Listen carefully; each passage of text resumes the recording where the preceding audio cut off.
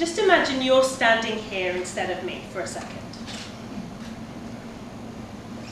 And now imagine that this is not a nightmare, but you are naked. I'm wondering what comes up for you in that moment. What are the bits of your body you'd really rather this room full of people weren't judging and staring at? For me, it's the stretch marks down my thighs. It's the slightly soft bits on my bottom and my stomach. And it's just how small these boobs are without the bra. And yet, despite all that anxiety, I decided that I would stand in front of a room full of people and be naked. It was part of a challenge that I set up for my 30th birthday to try 30 new things.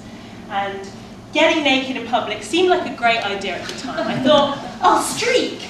And then I thought, no, because get arrested is not on the list. So I decided to pose for a life drawing class. Now you may think it's very straightforward to just find a life drawing class and show up and get your kit off. It's not.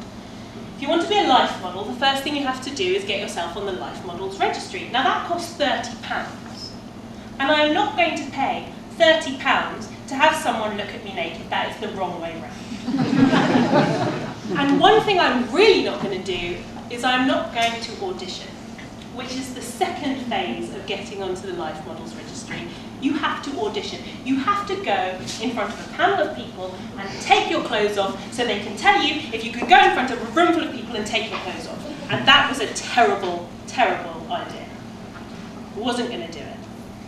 Which meant I could give up my challenge or I could come up with an alternative. So I came up with an alternative which was, I'll just set up my own life drawing class. Surely that's pretty straightforward. And actually, it was. I found a studio. I found a teacher, and then I put the call out to my fantastic group of creative friends and I said, does anybody draw? And do you have any friends that draw? Because I don't want this room to be just full of my friends. And lo and behold, a bunch of people said, yes, we will come and draw you. And I thought, fuck! I was really hoping they were all going to say no. Cometh the morning. It's peeing with rain, it's December, it's freezing cold, and I stayed in my house as long as I possibly could, and eventually there was nothing for it. I had to go. So I make my way, I walk down the road, and I get to the Islington Arts Factory, which is in an old church, plumb opposite Holloway Prison. And I walk in there, and it's colder inside than it is outside. This is not a good start, because I'm going to be taking my clothes off shortly. I meet Eamon, the fantastic Irish life drawing teacher who's full of enthusiasm for the project, and he takes me to the room. It's a sort of higgledy-piggledy, ovalish room with whitewashed walls. There are easels stacked up against one wall, and in the corner there's a door to a cupboard, which is where, in a few moments, I'm going to go and take my clothes off. In the middle of the room is a rectangular plinth covered in cobalt blue crushed velvet. And on the wall, like two strange beasts, are a pair of heat lamps staring down at the centre. And Eamon says, I'll just turn the heat lamps on, and he goes to the switch, and nothing happens. He says, don't worry, they'll warm up. Nobody's there, it's me and Eamon, and I'm thinking, oh no! No one wants to see me naked, no, what a nightmare! And then people start showing up, and I think, oh no! People do want to see me naked, what a nightmare. And eventually 7 people show up, and they start setting up their easels in a semicircle in the room. And the time's come for me to get my kit off. So I go into the little cupboard and I take my clothes off. Now I haven't worn knickers or a bra, so I won't have any unsightly lines, so I thought that through. And I've also bought my Marks and Spencer's dressing gown. So I put that on and I tie it up, quite tightly in fact. And I step back out into the room and the cold of the stone floor shoots up my legs and straight through my nipples. It is freezing. And the heat lamps are cold and grey. about lines and movements and shapes and it's fantastic because as long as he talks, my dressing gown is still on. But eventually, the moment comes,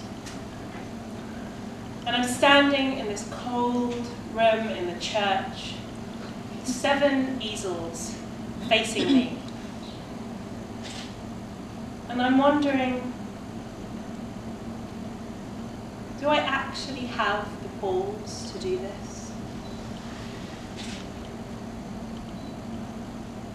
I don't have balls. But I do have the balls. And I drop my robe and I go. And Eamon goes, 2-minute pose, Jojo, and I go.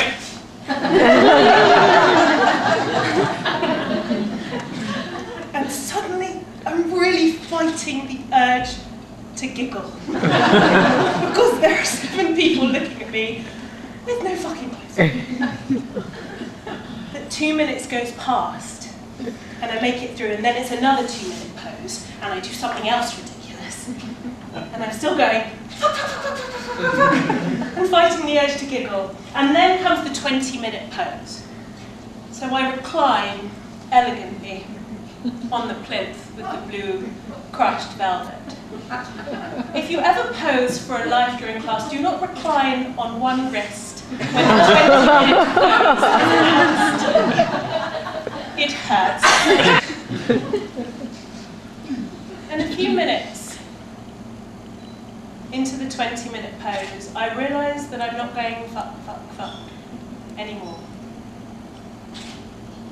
My sole aim in the world has become to be perfectly and absolutely still. And my head goes 1, 2, 3, 4. 1, 2, 3, 4, and I breathe, and I'm still. And somewhere in the distance I hear the scratchy sound of charcoal on paper, but I barely register what's going on. And when that 20-minute pose is done, I can't walk very well, and I'm very cold. But I'm in a place of strange and serene peace with being naked in this room full of people. And the class is over. And I quite slowly and gently put my dressing gown on and tie it up a bit looser than before. And then I walk round the 7 easels. And I didn't see any stretch marks. And I didn't see any lumpy wobbly bits.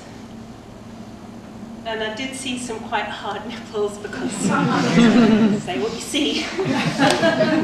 But in every line and curve and scratch and shadow and bit of shaving, I saw how those people had looked at me with love. And I thought, I'm not so bad after all. I'm going to look at myself with a little bit more love after today. And with some regret, I put my clothes back on. And just as I went to leave the room, the 2 heat lamps. Thank you very much.